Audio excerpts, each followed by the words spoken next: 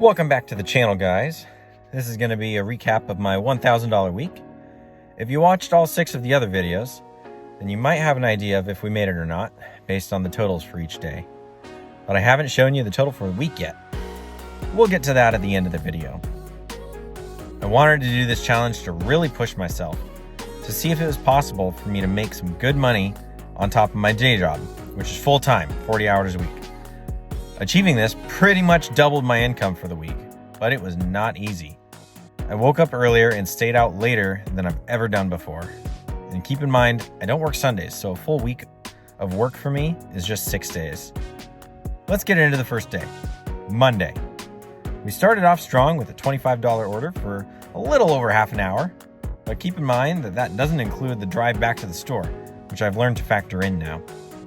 I completed a few shopping orders and a pickup in just a couple hours and was offered a snack at the door, a first for me. We had a breakdancing wheel, used the flash function every chance we got, shopped a couple more orders, and then I went home to have lunch before heading off to my day job. Right afterwards, we started with DoorDash on Earn by Time, which usually does pretty well in my area on average, but my first couple orders were no tippers. I saw a coyote too. But you're not here for that. You want to see the numbers.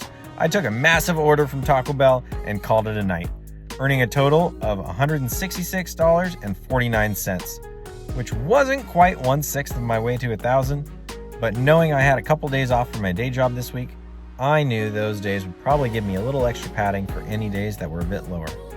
Now on Tuesday, we started off with a little more Walmart Spark delivery, of course. My first order was shopping for 2 customers, so that's why I've got the basket here. Took me a little over an hour because I messed up and had to take these eggs back to the first customer drop-off. Then I accepted this huge order on my way back to Walmart, didn't realize it was 64 items, and stopped at Taco Bell for breakfast before going in.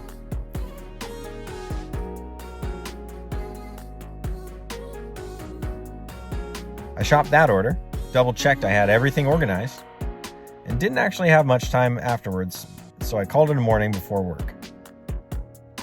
Then, of course, right after work, I went out again. I was off earlier than usual, so there were actually still a good amount of Spark orders. I shopped this quick one for like $1 a minute, then took a pickup order, delivered it, and got Taco Bell for the 3rd time that day. I had it for lunch too. Don't judge, it was Taco Tuesday. On my next shopping trip, my wife called me to have me pick up some bananas, and I almost dropped them off with the order. I fully expected to boot up DoorDash or Uber Eats, but Spark was giving me orders all night, so my whole day was just Walmart and Taco Bell. And my total for the day was $142.03. On Wednesday, I didn't have any time constraints. No day job to take me away from my challenge. And it was New Year's Eve. We started off with a couple really easy small orders and enjoyed a sunrise in a location a bit further away. Mostly just to lock in this incentive before going back to my preferred Walmarts and continuing our morning shopping. I almost got caught by a group of managers. I don't know if they'd care if I was filming, but I'd rather not risk it. Then right after the drop-off, we did our first and only Instacart order of the challenge. Only because it was right next to the drop-off from the Walmart order. I waited at Costco for a little while, hoping Instacart would give me something, but wound up taking the Sam's Club order instead, which I had full confidence in organizing. After a morning of deliveries, I decided to go home and spend some time with my family because I knew I'd be out really late with the New Year's Eve orders. We turned on all our food delivery apps and headed out for the dinner shift. But before we hit the road, I made sure to activate my Platinum Pass to get the best chance at some good offers. And sure enough, I was smacked with add-on after add-on after add-on, getting offers left and right with peak pay, which is so rare in my zone. We watched some fireworks and started the night off with a $16 banger. Then I became the McDonald's man for a bit, which was a little frustrating, but with how busy it kept me, I was making decent money. I tried to escape it by taking an order for a Mexican place and Little Caesars, and that's when the night went south. That Little Caesars system was down and kind of screwed up my whole flow. I delivered a couple more orders, watched some fireworks, and then finished the night with the biggest Whataburger order I've seen. All in all, between the 2 apps we used, we made $259.60. We didn't wake up Thursday on time.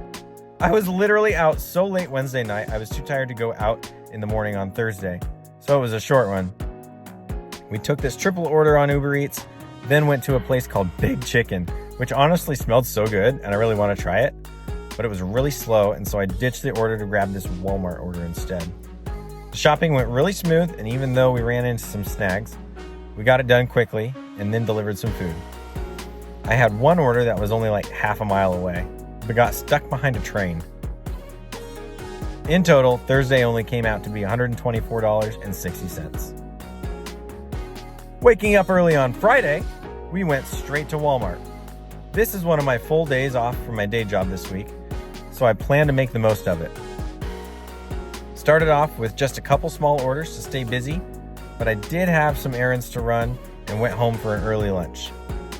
In the afternoon, I started off with this $30 order, doing some bagging on the go. The shop went pretty smooth, but the drop-off was in a rural location. Rural. I hate that word. So I had to lift the phone pretty high to get good enough signal to complete the order. We finished a few more shopping trips before it got too dark, including this super quick 12-item order for $16, before jumping into food delivery on DoorDash and Uber Eats. Stayed in the area for a bunch of small quick orders, was just going for volume, I guess, but it was keeping me busy. I find staying busy with short quick orders works better in my area than trying to wait for the $11, $12, $15, $20 orders that just don't come around that often. I wound up at a mansion, delivering my last order, then headed home. Friday was almost as good as Wednesday, racking up $253.98. We were a bit late starting off Saturday, arriving at the Walmart around 6:20, missing the first orders of the day. My first order was this quick little $13 4-mile offer. I took it because I figured I'd finish it in like 20 minutes and come right back. And we did come back at the perfect time. My next order was this absolute banger. It was a pretty large order, but only had one item in the personal care section, so it only took about an hour and gave me a huge boost to really start the day off right. On our way to the customer, we found this sick bro showing off his wheelie skills, and I'm so glad it was in the parking lot so I had time to switch over from my navigation to my camera. After that order, the apps died a bit, so I got some Taco Bell breakfast while I waited, then snagged this pickup order with a decent tip and not too many miles. I'm always thinking about my positioning, always thinking about how easy it'll be to get right back, and if I'm not near a Walmart, will I be near a Fry's or a Costco? Or could I turn on Uber Eats and find an order from a restaurant? There have been times I've gotten orders from something like Uber Eats that take me from a Walmart drop-off to like a Subway or a McDonald's or something, and then at the same time I get an offer for a return back to Walmart that's less than a mile from the restaurant drop-off. Then I'm back at Walmart, and the whole loop was making money. Anyway, I did wind up needing to go to my day job on Saturday, so we finished the morning strong and then picked back up in the evening with some more food delivery.